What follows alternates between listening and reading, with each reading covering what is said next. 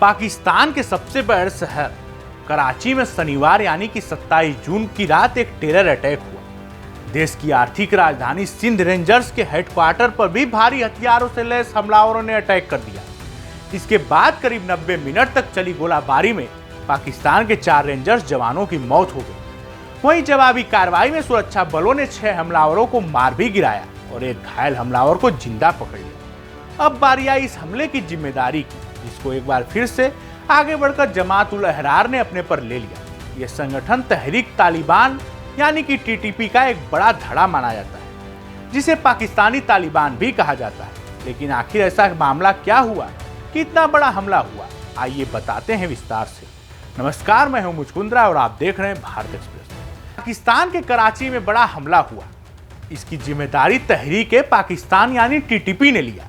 TTP एक आतंकी संगठन है, जिसको लेकर यूनाइटेड नेशन के मुताबिक ये अलग अलग आतंकवादी संगठनों का गठबंधन है। इसकी शुरुआत साल 2007 में बैतुल्लाह महमूद ने की थी, जिसकी पहचान एक उग्रवादी के तौर पर थी। टीटीपी पाकिस्तान और अफगानिस्तान के बॉर्डर पर एक्टिव संगठन है। इसमें करीब 30 से 35 हजार मेंबर हैं।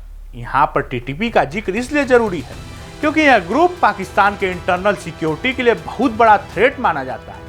एक मीडिया रिपोर्ट के मुताबिक पाकिस्तान का आरोप है कि अफगानिस्तान की तालिबान सरकार टीटीपी को सुरक्षित ठिकाना देती है, जिससे पाकिस्तान में काफी आतंकी हमले होते हैं और दोनों देशों के बीच तनाव बना रहता है। ये मामला 27 जून की रात करीब 8:30 बजे कराची के गुलिस्तान जोहर का है। इस इलाके में सिंधु रेंजर्स की भिटाई विंग के कंपाउंड पर हमला किया गया। हमले की शुरुआत में भी बताया कि जमात उल अहरार पहले भी पाकिस्तान के उत्तर पश्चिम में अफगानिस्तान से लगे खैबर पख्तूनख्वा प्रांत में आम लोगों, सुरक्षा बलों और सरकारी ठिकानों पर कई हमले कर चुका है।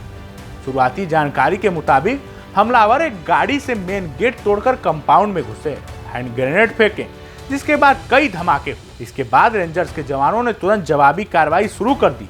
बाद में स्पेशल सिक्योरिटी यूनिट यानी कि एसएसयू के कमांडो और एंटी टेररिस्ट फोर्स एटीएफ भी ऑपरेशन में शामिल हुए।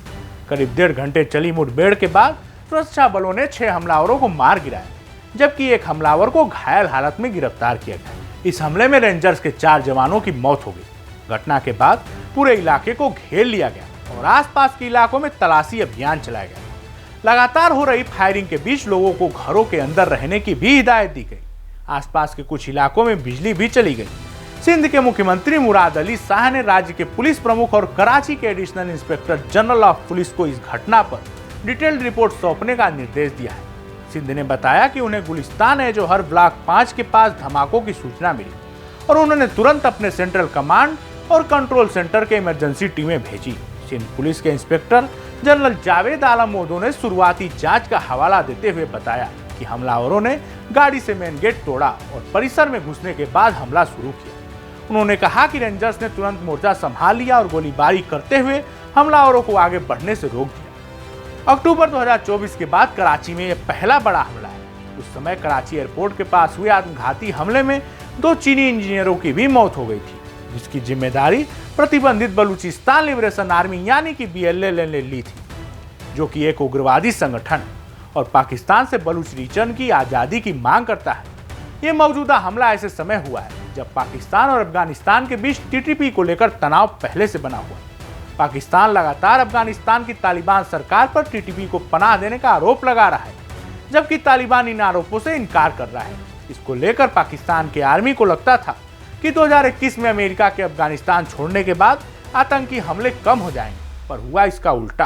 अफगानिस्तान में जब से अमेरिकी आर्मी गई, हमले और बढ़े। 2024 one of the violent year था, जिसमें 16,000 लोगों की जानें चली गई और 5977 मिलिट्री ऑपरेशन चलाए गए थे। इस जानकारी में फिलहाल इतना ही। ऐसे ही तमाम खबरों के लिए देखते रहिए भारत एक्सप्रेस।